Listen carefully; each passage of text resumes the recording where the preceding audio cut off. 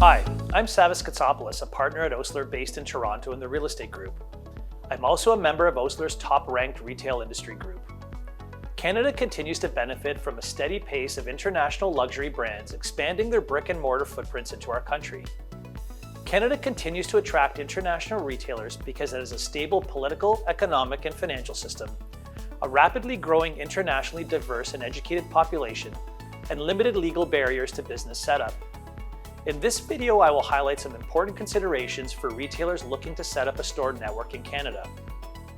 Canada's most often cited cultural differentiators are its political structure that splits powers between a central federal government and smaller provincial ones, and its bilingualism.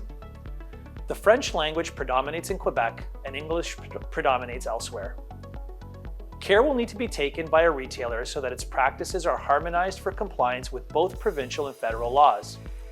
Some key legal requirements of note for retailers include federal requirements that some goods sold in Canada must have both French and English labeling and packaging, the mandatory use of French for communications and signage by businesses operating in Quebec, and the application of civil law as opposed to common law in the rest of Canada, and the absence of employment at will, such that an employee cannot be terminated without notice or pay in lieu of notice absent just cause.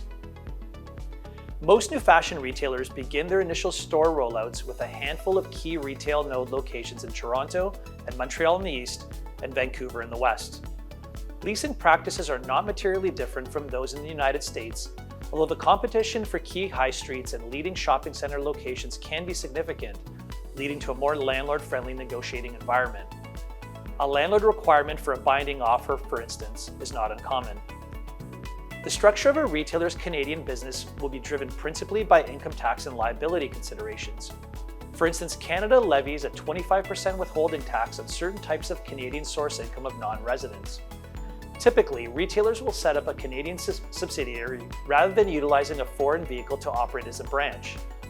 Setting up a corporation is straightforward, can be completed quickly, and many jurisdictions have removed Canadian residency requirements for directors and officers.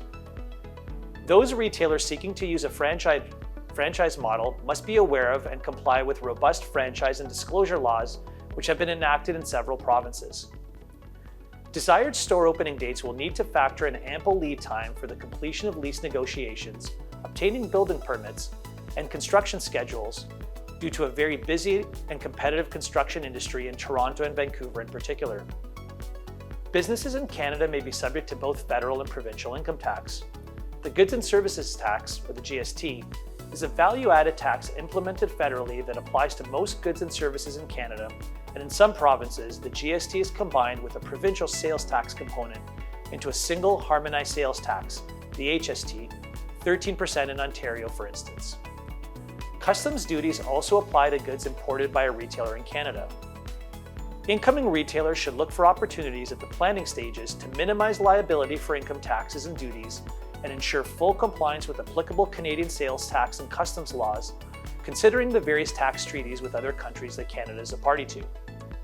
For more information on these and other legal and practical considerations that will need to be navigated, please reach out to me or other members of Osler's top-ranked retail group. We have extensive and current experience working with many new entrants into Canada.